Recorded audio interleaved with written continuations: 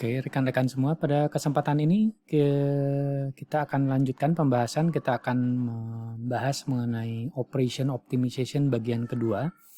Seperti yang disampaikan di pertemuan yang lalu, di pertemuan sekarang kita akan fokus ke pembahasan analisis keputusan dan juga membahas analytical hierarchy process sebagai salah satu varian dari metode analisis keputusan. Nah, di kesempatan ini kita akan coba bahas dulu analisis keputusan.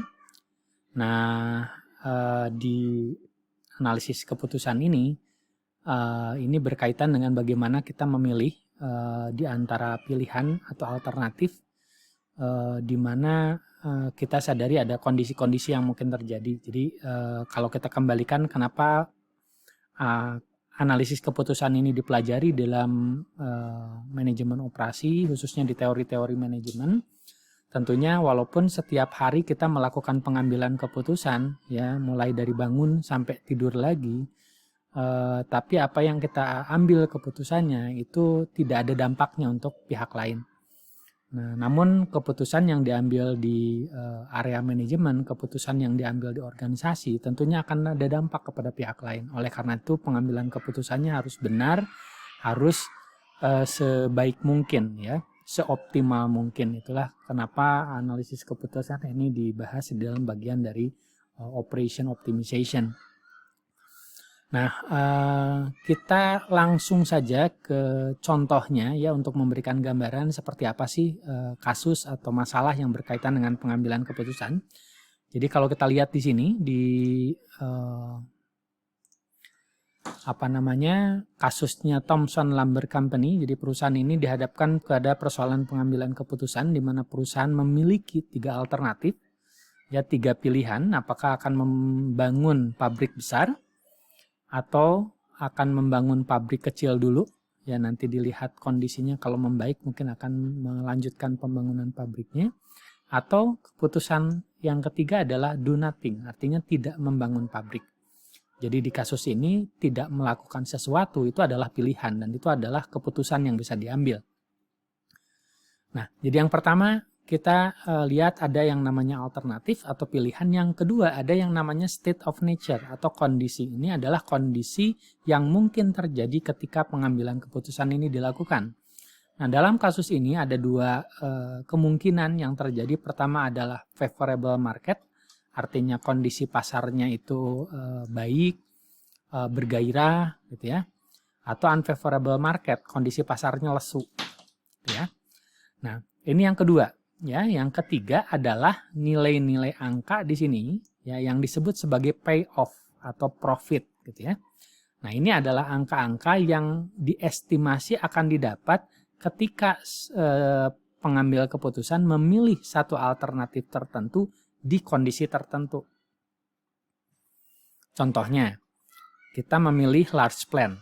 Ya, ternyata kondisi pasarnya favorable, maka kita estimasi bisa mendapatkan 200.000. Tapi kalau kita pilih large plan ternyata kondisinya unfavorable, kemungkinan akan rugi 180.000. Demikian selanjutnya. Termasuk di sini do nothing, itu kalau favorable 0, unfavorable 0. Jadi di kasus ini do nothing ya nothing goes wrong gitu ya. Jadi baik favorable, unfavorable itu tidak mendapatkan apa-apa. Tapi bisa saja dalam konteks ini do nothing gitu, bisa saja something lose. Misalnya adalah opportunity loss yang kita lihat di sini. Bisa seperti itu. Tapi di kasus ini nilainya 0 dan 0. Baik favorable, unfavorable. Nah, ini adalah contoh pengambilan keputusan. Jadi dalam kasus ini yang dihadapi oleh pengambil keputusan adalah apakah kita harus membangun pabrik besar, pabrik kecil, atau tidak membangun pabrik ya dengan kondisi data seperti ini. Nah, ini adalah contoh dari pengambilan keputusan. Nah, sebelum kita masuk ke dalam penyelesaiannya, mungkin dijelaskan lebih dahulu jenis pengambilan keputusan itu ada 3. Pertama, under certainty. Dalam arti di sini pengambil keputusan tahu dengan pasti konsekuensi dari setiap alternatif. Ya, tahu dengan pasti konsekuensi dari setiap alternatif. Nah, kalau tahu pasti ya konsekuensinya, maka ini adalah pengambilan keputusan yang sifatnya pasti. Nah, kalau yang sudah pasti ini tidak dibahas. Ya, karena kita sudah tahu pasti. Nah, yang dibahas di sini adalah tipe 2 dan tipe 3 yang berjenis under uncertainty. Ya, artinya di sini adalah pengambil keputusan tidak mengetahui probabilitas terjadinya setiap outcome atau state of nature, ya. Jadi istilahnya bisa outcome atau state of nature. Nah, atau yang ketiga, under risk, ya, decision making under risk. Di sini pengambil keputusan tahu probabilitas dari setiap outcome atau dari setiap state of nature. Ini yang membedakan antara uncertainty dengan under risk. Oke, nah kita akan bahas dua hal ini. Nah, kita akan bahas dulu yang under uncertainty. Jadi di sini ketika kita akan menyelesaikan persoalan pengambilan keputusan under uncertainty, ada beberapa kriteria yang bisa dipilih, ya. Ada beberapa kriteria yang bisa dipilih. Di antaranya adalah maximax, maximin, criterion of realism, equivalently, sama minimax regret. Nah, kriteria ini, ya, menggambarkan bahwa setiap pengambilan keputusan itu akan bergantung kepada kriterianya. Sama seperti kalau kita pilih makanan, ya, mau jajan, mau beli makan, kita akan lihat kriterianya apa.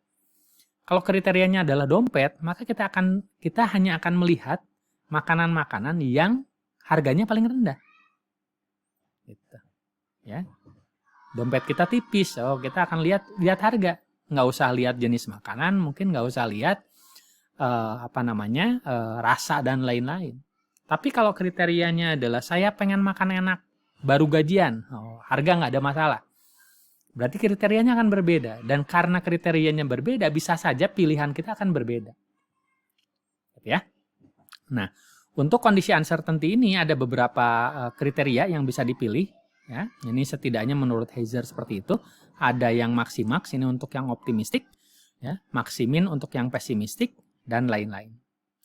Nah, kalau kita coba terapkan ini, ya, di dalam kasus kita kembali ke persoalannya di sini, ya. Nah, misalkan untuk yang maximax, yang maximax itu adalah orang yang optimistik. Orang yang optimistik itu tidak melihat negatif, dia selalu lihat yang paling positif. Nah, cara tercepat untuk menyelesaikannya dengan pendekatan maximax, ya, untuk kriteria maximax adalah lihat angkanya. Dari angka payoff di sini, dari angka profit di sini yang paling besar berapa? Yang paling besar 200.000. Pilihannya apa? Large plan. Maka keputusannya adalah large plan. Jadi kalau kriterianya maximax, maka keputusannya adalah large plan yang paling baik. Nah, itu kalau pakai shortcut, kalau pakai cara cepat. Kalau pakai cara teorinya gimana? Teorinya 2 tahap. Pertama, ya, jadi maximax, memaksimumkan hasil dari kondisi yang maksimum. Jadi berarti langkah pertama adalah cari kondisi yang maksimum. Di antara kondisi favorable dengan unfavorable, kita lihat angka-angkanya. Yang paling besar adalah favorable, yang paling bagus favorable. Maka kita pilih dulu kondisinya favorable. Di kondisi favorable, kita pilih payoff paling besar. Payoff paling besarnya 200.000. Pilihannya adalah large plan.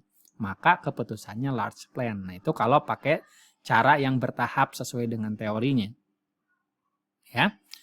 Nah, sekarang kalau misalnya maximin itu orang yang pesimis katanya. Orang yang pesimis itu nggak lihat positif, ya. Dia tidak melihat untung. Kita bicara pahit-pahitan. Ya, orang yang pahit-pahitan itu apa? Dia lihat terburuknya. Jadi langkahnya adalah cari kondisi paling buruk. Di antara favorable, unfavorable, kondisi terburuknya adalah unfavorable. Jadi kita fokuskan dulu di unfavorable. Di unfavorable, maksimin mencari hasil terbaik dari kondisi minimal. Nah, di kondisi minimal ini terbaiknya berapa? 0, yang paling positif. Pilihannya adalah do nothing, berarti keputusannya adalah do nothing. Begitu caranya. Ya, jadi dari sini saja kalau kita pilih kriteria maximax dengan maximin, keputusannya berbeda. Gitu ya. Jadi bisa saja keputusan itu berbeda, pilihan yang terpilihnya itu berbeda tergantung dari kriteria yang digunakan. Ya, ini sebagai contoh. Nah, yang lainnya mungkin bisa dicari sendiri bagaimana untuk CR. CR ini menggunakan alfa di sini. Jadi alfa ini menggambarkan tingkat keyakinan ya akan suatu kondisi positif. Ya, equally likely ini menganggap bahwa setiap kondisi itu sama, baik positif maupun negatif, sehingga dia perhitungannya dihitung rata-rata. Minimax regret ini adalah memilih alternatif, ya, meminimumkan regret dari regret maksimum. Ya, jadi setiap pilihan ketika kita memilih satu alternatif tertentu di kondisi tertentu, kita akan mendapatkan payoff. Nah, pertanyaannya, kalau kondisinya itu ada nggak nilai terbaik yang kita bisa dapatkan? Nah, kalau ada berarti kita rugi. Nah, ruginya berapa, itulah yang dihitung. Yaitu kalau kita menggunakan minimax regret. Oke, nah ini mungkin bisa dipelajari sendiri. Nah, yang bagian kedua adalah under risk. Seperti tadi dikatakan, under risk itu di mana pengambil keputusan mengetahui, ya, probabilitas dari setiap state of nature, dari setiap kondisi. Nah, karena ada probabilitas, ya, yang terlibat di sana, maka kita bisa gunakan beberapa kriteria. Salah satunya adalah expected monetary value atau EMV. Ya, cara menghitungnya seperti yang dituliskan di rumus di sini. Mungkin sepertinya panjang, tapi intinya adalah, ya, mudah. Jadi caranya adalah menghitung EMV. Setiap alternatif adalah menghitung payoff dikali probabilitas ditambah payoff dikali probabilitas dan selanjutnya dijumlahkan. Ya, jadi kalau kita lihat di contohnya di sini, misalkan untuk kasus Thomson ini diketahui probabilitasnya untuk favorable 0,5, unfavorable 0,5. Ini sekedar contoh saja, jadi bisa saja di kasus lain 0,6, 0,4 atau yang lainnya. Ya. Nah, cara menghitungnya adalah menghitung EMV di setiap alternatif. Untuk yang large span misalnya, setengah dikali 200.000 ditambah setengah dikali minus 180.000, didapat 10.000. Yang small plan setengah dikali 100.000 ditambah setengah kali minus 20.000, dapat 40.000. Yang ini 0. Yang do nothing. Nah, dari sini kita lihat EMV terbesar. EMV terbesarnya adalah 40.000. Pilihannya adalah small plan. Jadi keputusan kita kalau menggunakan kriteria EMV adalah small plan. Nah, begitu cara penyelesaian persoalan pengambilan keputusan untuk yang uncertainty maupun yang under risk. Nah, di sini penyelesaiannya menggunakan pendekatan tabel keputusan atau decision table. Ya. Nah, pendekatan lainnya kita bisa gunakan decision tree atau pohon keputusan. Nah, apa bedanya decision tree dengan decision table? Kalau menggunakan tabel keputusan, itu hanya bisa digunakan untuk pengambilan keputusan satu tahap, satu tingkat pengambilan keputusan. Ya, kalau pengambilan keputusannya bertingkat, berjenjang, maka tidak bisa menggunakan decision table. Oleh karena itu ada satu cara lain yang namanya decision tree yang menggunakan pendekatan grafis. Ya, di sini akan ada dua, ya, penggambaran untuk decision tree itu. Ada decision point atau decision node, istilahnya bisa point atau node. Ada state of nature point atau state of nature node. Ya. Nah, nanti penggambarannya bisa dilihat. Ya. Nah, penggambarannya seperti ini. Jadi menggambarkan decision tree atau pohon keputusan ada dua. Pertama adalah square atau kotak. Ini untuk menggambarkan node keputusan. Dan yang kedua ada lingkaran. Lingkaran ini untuk menggambarkan node state of nature atau node kondisi. Dan penggambaran decision tree itu akan selalu mulai dari kotak. Ya, mulai dari keputusan. Nah, ketika kita menggambar kotak, maka kita akan menggambarkan cabang-cabang. Nah, cabang-cabang ini adalah alternatif. Ya, alternatif yang harus dipilih. Sementara di setiap lingkaran di sebelah kanannya itu pasti adalah state of nature atau kondisi.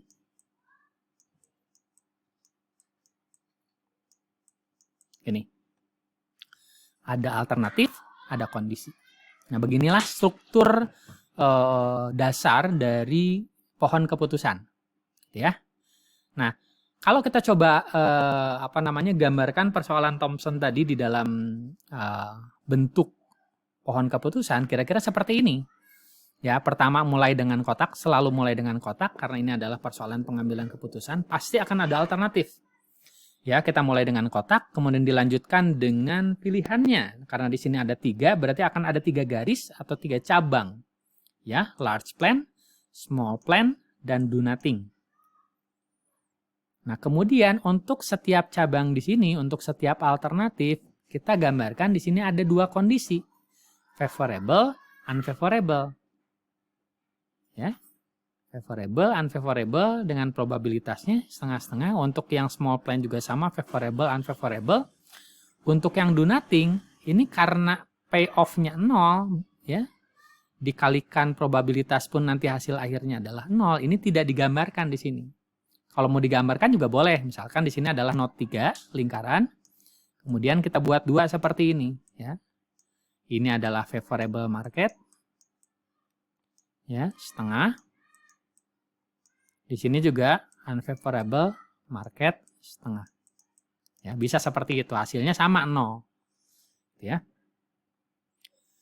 Nah, seperti itu. Dan di sini di setiap ujung dari setiap kondisi itu dituliskan payoff-nya. Jadi large plan favorable, payoff-nya 200.000, large plan unfavorable minus 180.000 dan selanjutnya.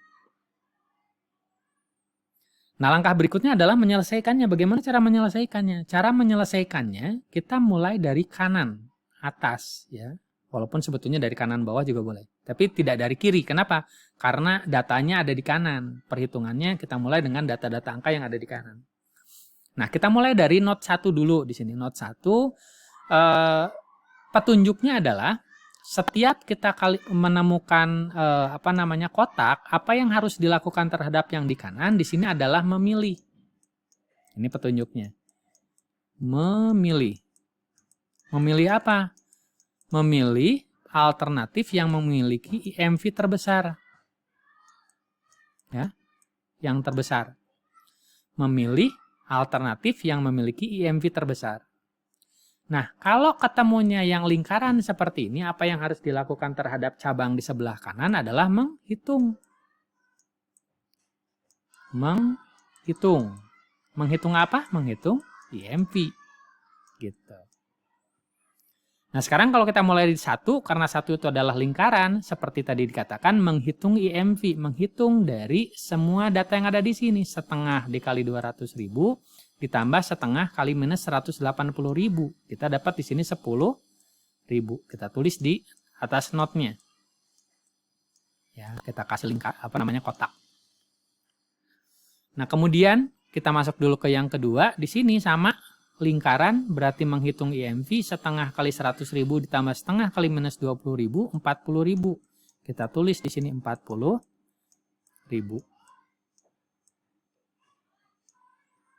Nah, yang sini sudah 0, tadi kita sudah tahu di sini 0, ya. Nah, karena kita sudah menghitung yang di sebelah kanan, sekarang kita ke kiri. Di kiri gambarnya kotak. Tadi dikatakan kalau ketemu kotak, apa yang harus dilakukan? Memilih alternatif yang memiliki IMV terbesar di antara 10.000, 40.000 dan 0. Terbesarnya adalah 40.000 sehingga pilihannya adalah small plan. Nah, kalau menggambarkan manual biasanya diberikan tanda seperti ini. 2 garis dicoret di garis alternatifnya untuk menandakan bahwa alternatif ini tidak terpilih. Nah, yang tidak dicoret berarti itu pilihan terbaik. Ya, di sini pilihan terbaiknya adalah small plan dengan total IMV 40.000. Nah, begini cara penggambaran dari decision tree ya untuk kasusnya yang Thomson. Nah, kalau kita lihat di sini, ini persoalannya masih persoalan sederhana. Ya. Pohonnya masih pohon kecil lah ya, pohon toge barangkali. Nah, ketika persoalan ini di-extend, bisa saja nanti decision tree-nya, pohonnya membesar, bisa menjadi pohon beringin. Nah, kalau kita lihat di contohnya di sini misalnya, nah ini sekedar ini hasil perhitungannya tadi ya, alternatif terpilihnya seperti itu. Nah, kalau kita extend persoalannya, misalkan di sini si Thomson ditawari oleh konsultan untuk melakukan survei. Ya, untuk melakukan survei untuk apa? Untuk memperbaiki informasi mengenai probabilitas. Ya. Nah, untuk memperbaiki informasi dari probabilitas ini dilakukanlah survei, ditawarkanlah survei. Nah, artinya si Thomson di sini dihadapkan kepada persoalan baru, ya, pengambilan keputusan baru, apakah akan melakukan survei atau tidak.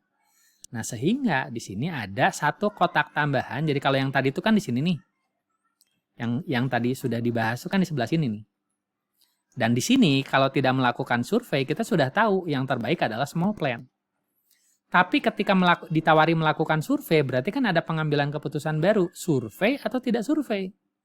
Nah, sehingga di sini yang disebut dengan multi-stage decision making. Ada 2 stage, ada 2 tahap pengambilan keputusan. Jadi pertama itu adalah memutuskan apakah survei tidak survei. Kalau tidak survei kita sudah tahu jawabannya. Kalau pilihan terbaiknya.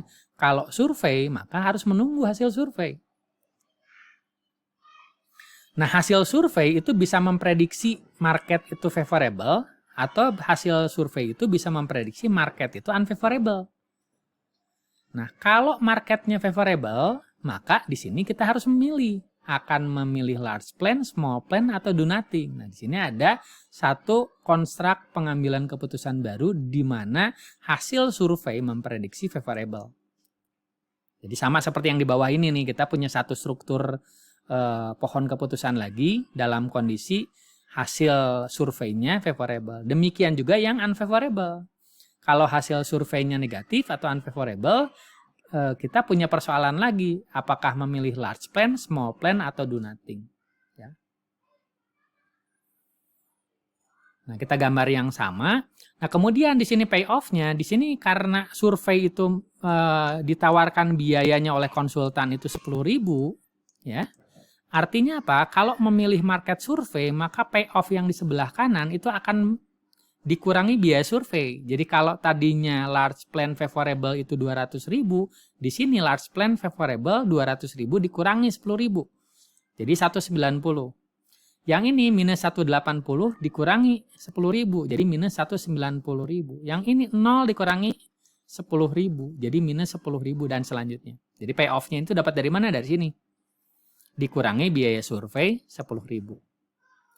Nah, angka-angka probabilitas di sini, ya, baik yang favorable, unfavorable, kemudian hasil surveinya favorable, positif atau negatif, kemudian kondisi pasar favorable, unfavorable yang di sini maupun yang di sini, ini sebetulnya tidak ujuk-ujuk muncul.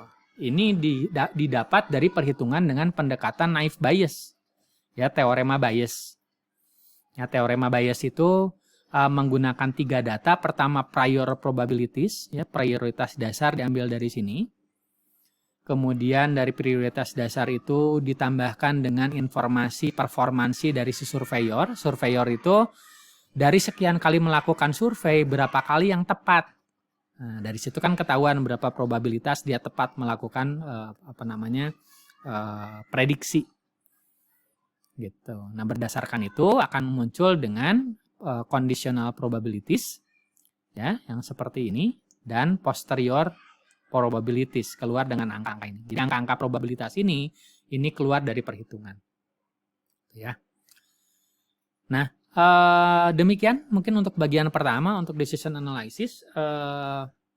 Mudah-mudahan sedikit memberikan gambaran bagaimana memahami persoalan pengambilan keputusan dan bagaimana menyelesaikannya dengan menggunakan baik pendekatan tabel, ya, tabel keputusan, atau menggunakan pohon keputusan, ya, untuk persoalan yang lebih kompleks.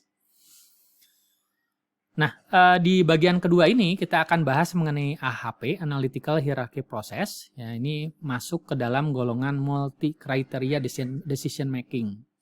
Nah, yang tadi sudah dibahas itu pengambilan keputusan single kriteria. Kriterianya hanya satu. Jadi kalau menggunakan IMV saja.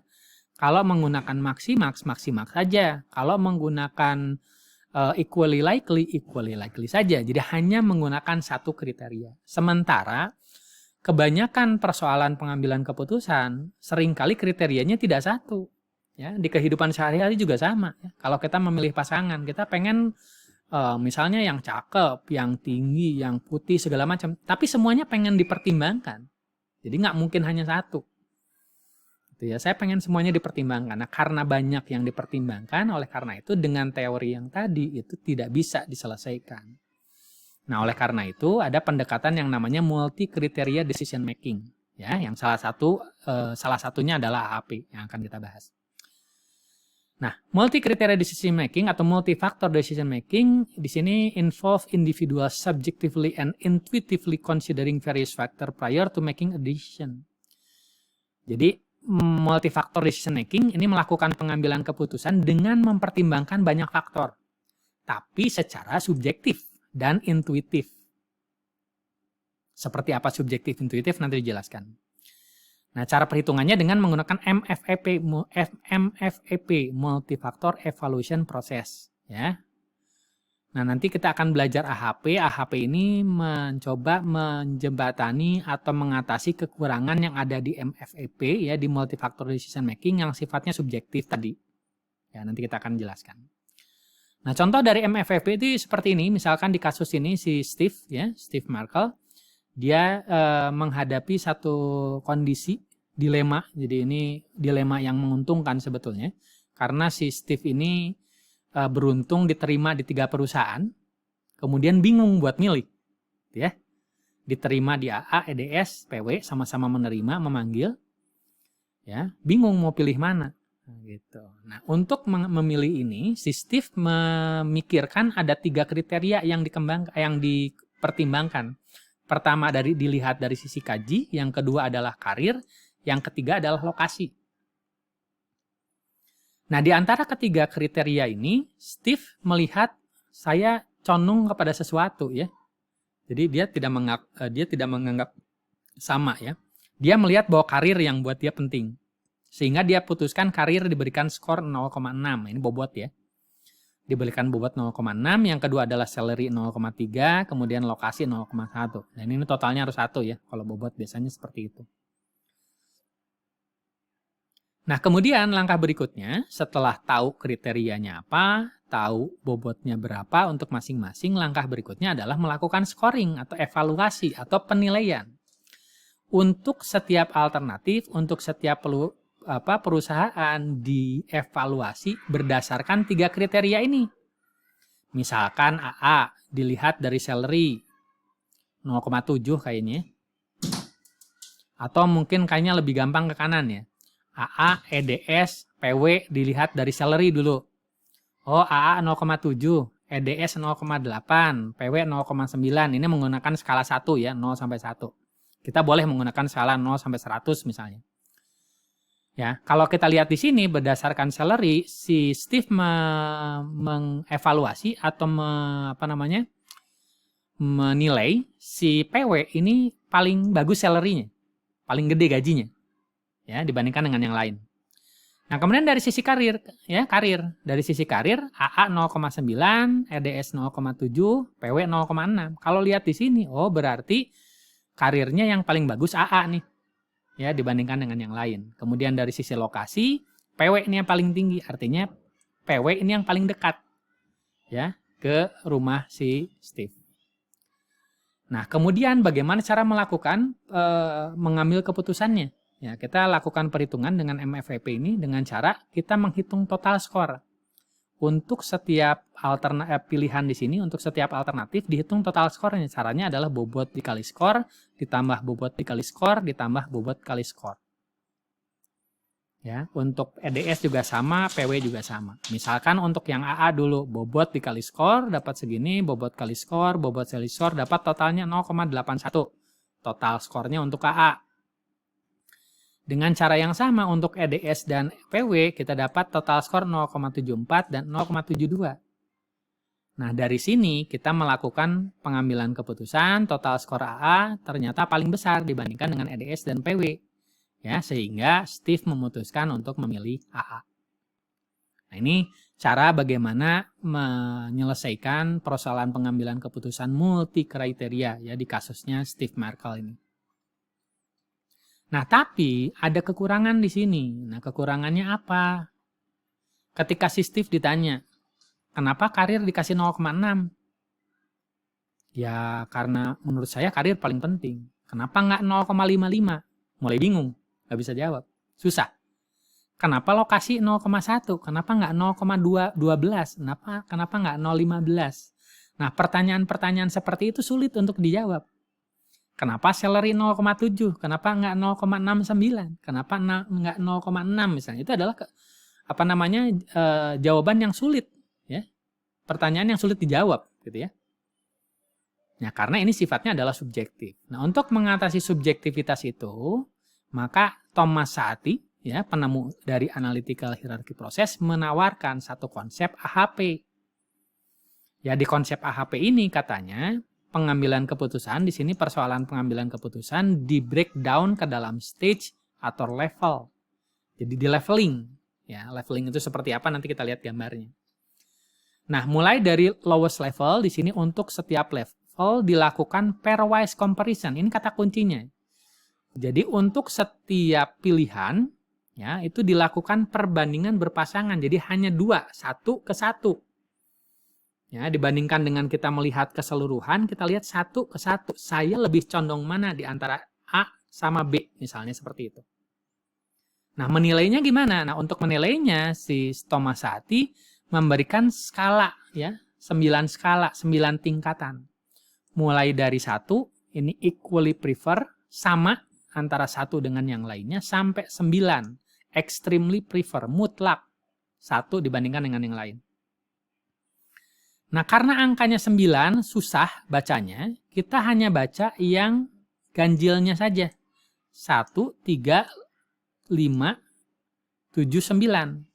1 tadi sama, 3 sedikit condong, 5 condong, 7 sangat condong, 9 mutlak condong. Gitu aja. 1 sama artinya kalau A dengan B sama. 3 itu sedikit condong ke A dibandingkan B misalnya. 5 saya condong A dibandingkan dengan B. 7 sangat condong ke A dibandingkan B. 9 mutlak A paling bagus dibandingkan dengan B. Paling saya pilih dibandingkan dengan B. Gitu kira-kira. Ya, jadi bacanya cukup yang ganjilnya saja. Nah, angka-angka yang genap di sini 2, 4, 6, 8 untuk mengatasi keraguan-raguan. Manusia ini makhluk peragu. Saya bingung nih, 3 apa 5? 4. Saya bingung 7 apa 9? 8 gitu. Jadi oleh karena itu Thomas Saati memberikan range yang cukup lebar untuk melakukan pengambilan keputusan di sini dalam pairwise comparison, perbandingan berpasangannya. Ya, dengan memberikan skala yang cukup lebar. Nah, tahapannya gimana? Ya, tahapannya pertama adalah melakukan perbandingan berpasangan. Nah, kemudian dari hasil perbandingan berpasangan itu digambarkan atau dituliskan dalam bentuk matriks perbandingan. Nah, langkah berikutnya perhitungannya adalah dilakukan normalisasi, kemudian hasil akhirnya kita akan mendapatkan matriks prioritas. Ya. Nah, setelah dapat matrik prioritas, langkah berikutnya adalah lakukan untuk hal yang lainnya, sehingga nanti setelah angkanya kita dapatkan semua, kita lakukan multifaktor evaluation, seperti yang contoh Steve tadi. Ya. Nah, kemudian yang terakhir ini, di sini adalah menghitung konsistensi rasio, artinya apa? Nah, ini kelebihannya dari AHP. AHP itu setelah melakukan pairwise comparison itu kemudian diidentifikasi atau diuji. Apakah hasil penilaian yang dilakukan seseorang itu konsisten atau tidak? Kalau konsisten berarti bisa digunakan untuk pengambilan keputusan. Kalau tidak konsisten itu tidak digunakan. Artinya harus diulang. Ya, seperti itu.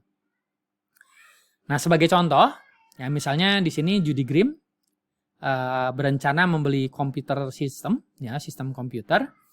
Ada 3 pilihan di sini ya. Pilihannya ada sistem 1, 2, 3 atau mungkin gampangnya merek A, B, C, merek 1, 2, 3.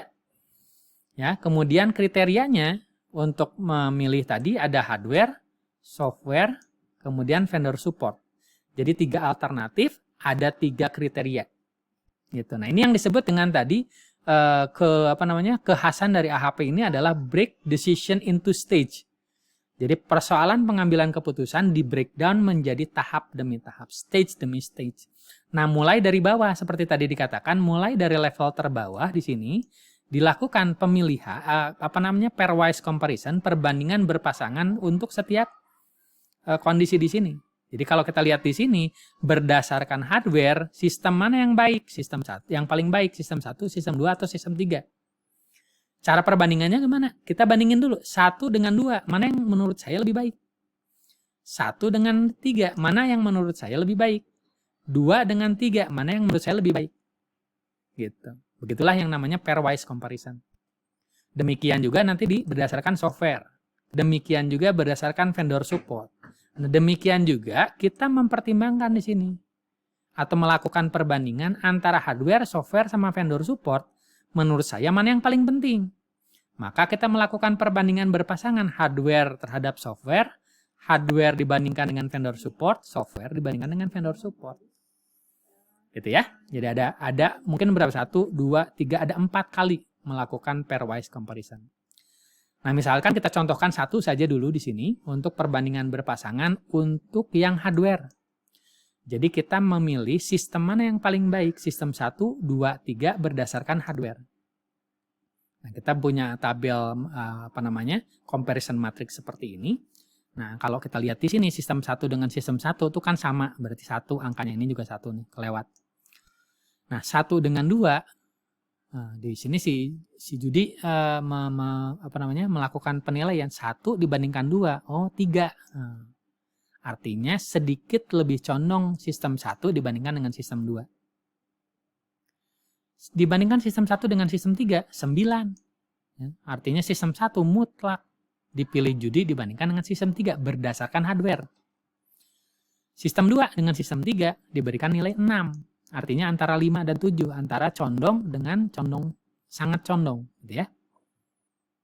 Seperti itu. Nah, ini kalau sistem di sebelah kiri lebih dari sistem sebelah kanan. Misalkan gini, kalau sistem 1 dibandingkan dengan sistem 2, ternyata sistem 2 menurut kita lebih bagus, maka kita isinya di sini. Ya, bukan di sini. Kalau di sini kita isi, artinya sistem 1 lebih dari sistem 2. Kalau sistem 2 lebih bagus dari sistem 1, maka diisinya di sini. Ya, di sebelah kiri sini. Begitu. Nah, ini tidak perlu dilengkapi, cukup dengan pairwise. Jadi 1 ke 2, 1 ke 3, kemudian 2 ke 3. Begitu cara penilaiannya. Nah, setelah kita dapatkan matriks pairwise comparison-nya, langkah berikutnya adalah melanjutkan melengkapi dari matriks perbandingan tadi, comparison matrix tadi. Ya, jadi kalau di sini 3, ya 1 ke 2, 3, maka 2 ke 1 sebaliknya. Sebaliknya berarti 1/3. 1 ke 3, 9, 3 ke 1 berarti sebaliknya 1/9. Gitu. 2 ke 3, 6 berarti sebaliknya 3 ke 2, 1/6. Nah, ini untuk melengkapi matriksnya. Nah, setelah lengkap, langkah berikutnya adalah melakukan normalisasi. Caranya apa? Pertama, untuk setiap kolom ini dijumlahkan. Ya. 1 ditambah 1/3 ditambah 1/9 dapat 1/4. 3 tambah 1 tambah 1/6 didapat 4,167 dan selanjutnya. Nah, langkah berikutnya untuk melakukan normalisasi adalah membagi setiap sel di sini dengan total kolomnya. Jadi 1 dibagi dengan 1/4 dapat 0,69. Ya, 1/3 dibagi 1/4 didapat 0,23 dan selanjutnya. Gitu ya. Nah, dapatlah di sini matrik yang sudah dinormalisasi. Dan langkah terakhir di sini adalah merata-ratakan setiap barisnya. Jadi ini untuk setiap baris kita rata-ratakan ke kanan, ya, kita rata-ratakan, kita akan dapat nih rata-ratanya 0,65, 0,28 dan 0,05. Berarti sistem 1 0,65, sistem 2 0,28, sistem 3 0,05. Nah, inilah adalah hasil dari perbandingan berpasangan yang dilakukan untuk mengevaluasi sistem 1, 2, 3 berdasarkan kriteria hardware. Gitu. Nah, artinya ini adalah skor.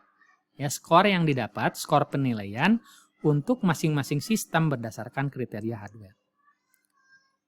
Ya. Nah, langkah berikutnya kita lakukan perbandingan berpasangan untuk yang software, kemudian untuk yang vendor support, kemudian untuk perbandingan antar kriteria. Ya, jadi kita masih punya PR 3 lagi. Gitu ceritanya si Judi ini. Nah, misalkan asumsinya setelah dilakukan penilaian, ini agak loncat-loncat angkanya. Kita dapat nih, untuk yang hardware kita sudah dapat nih ya. hasil scoringnya. Untuk yang software ini dapatnya. Kemudian untuk yang vendor support ini kita dapat. Nah, kemudian antar kriteria kita bandingkan, kita dapat bobot seperti ini. Kalau kita lihat di sini bobotnya si Judi lebih memfokuskan ke software, vendor support, dan terakhir adalah hardware. Nah, dari hasil ini, kalau kita sudah punya skor di sini, kemudian kita sudah punya bobot, maka dengan teknik MFEP seperti yang di kasus Steve tadi, kita bisa melakukan perhitungan. Ya, caranya adalah bobot dikalikan dengan Jadi untuk setiap sistem di sini sistem 1 0,08 dikali dengan 0,65 ditambah 0,68 dikali 0,08 ditambah dengan 0,23 dikali 0,49. Dapat nih total skornya di sini. Total skornya adalah 0,2310. Demikian juga untuk sistem 2 dan sistem 3. Nah, setelah didapat di sini total skornya, ternyata di sini yang paling besar adalah sistem 3. Maka pilihannya atau best decision-nya di sini adalah sistem 3. Nah, begitulah cara AHP bekerja ya untuk membantu pengambilan keputusan. Nah, bedanya apa dengan yang contoh Steve tadi? Nah, di sini kita bisa tahu kenapa sih si software ini dibelikan bobot lebih besar 0,8. Ini bisa di-trace, bisa dilacak mundur ke datanya. Karena dari hasil pairwise comparison ternyata dia itu lebih condong dipilih oleh si Judi daripada hardware maupun vendor support. Nah, ini sehingga di sini dikatakan bahwa si Judi ini tidak subjektif ya, tapi lebih objektif penilaiannya. Nah, objektivitas ini dilihat dari mana gitu ya? Apakah yang dilakukan perbandingan berpasangan ini konsisten atau tidak? Nah, disinilah si Thomas Saati juga memberikan perhitungan atau memberikan cara bagaimana menentukan konsistensi di dalam perhitungan. Ya, nah mungkin di sini dijelaskan sekilas saja karena sebetulnya kalau di software ini tidak perlu dihitung. Ya, karena sudah disediakan. Nah, caranya gimana? Pertama menghitung weighted sum factor gitu ya. Jadi dari matriks yang tadi hasilnya ya, hasil perhitungan. Kemudian ada pairwise comparison matrix yang awal, ya comparison matrix yang awal, kemudian dikalikannya, ini dikali ini, tambah ini, kali ini, tambah ini, kali ini, ya untuk setiap baris. Ya, kemudian dijumlahkan, dapatlah ini 2,04, kemudian 0,8, yang ini 0,17. Ya, ini adalah weighted sum factor. Kemudian langkah berikutnya menghitung konsistensi vektor. Nah, tadi hasil weighted sum factor tadi dibagi dengan vektor yang ini, final vektor ini. Ya, dapat nilainya ini 3,1, 3,0, 3,00. Langkah ketiga, compute lambda. Kita hitung lambda. Caranya adalah konsistensi vektor ini dijumlahkan dibagi 3 atau dirata-rata. Dapat 3,05 ya lambdanya. Nah, kemudian langkah keempat menghitung konsistensi indeks. Caranya adalah lambda min n dibagi n min 1. N-nya di sini adalah jumlah alternatif. Ya, jadi 3,05 dikurangi 3 dibagi 3 min 1 dapat 0,027. Di sini dapat konsistensi indeks. Langkah terakhir menghitung konsistensi rasio. CR. Rumusnya adalah CI, konsistensi indeks dibagi RI atau random index. Nah, random indexnya dapat dari tabel. Nih, dari buku nih ya. Untuk N-nya 3, kita dapat di sini RI-nya 0,58. Jadi 0,027 dibagi 0,58 didapat CR-nya 0,0466. Nah, karena nilai CR ini kurang sama dengan 0,1, ya, maka dikatakan hasil pairwise comparison-nya itu adalah konsisten. Ya, jadi kalau nilai CR-nya kurang atau sama dengan 0,1 itu adalah konsisten. Di atas 0,1 itu tidak konsisten. Nah, kalau terjadi tidak konsisten, apa yang harus dilakukan? Evaluate a response. Jadi harus diulang pairwise comparison-nya untuk penilaian-penilaian atau evaluasi yang tidak konsisten. Nah, demikian mungkin ya konsep dari AHP sebagai salah satu varian di dalam pengambilan keputusan multi kriteria yang mana dianggap lebih tidak terlalu subjektif karena penilaiannya bisa dilihat konsistensinya dengan perhitungan-perhitungan tertentu. Nah, untuk menyelesaikannya ya untuk AHP itu bisa menggunakan software yang online, ya, ini yang memang mudah dioperasikan, tidak perlu menginstal. Salah satunya ini yang mudah adalah isi HP. Jadi mungkin akan ada sesi untuk tutorial, ya, bagaimana mengoperasikan aplikasi isi HP ini, ya, di bagian yang lain atau di video yang lain. Demikian untuk materinya, mudah-mudahan bisa dipahami dan bisa dijadikan tambahan insight bagi teman-teman yang selama ini sebetulnya di aktivitas sehari-hari itu sering melakukan pengambilan keputusan. Demikian, terima kasih.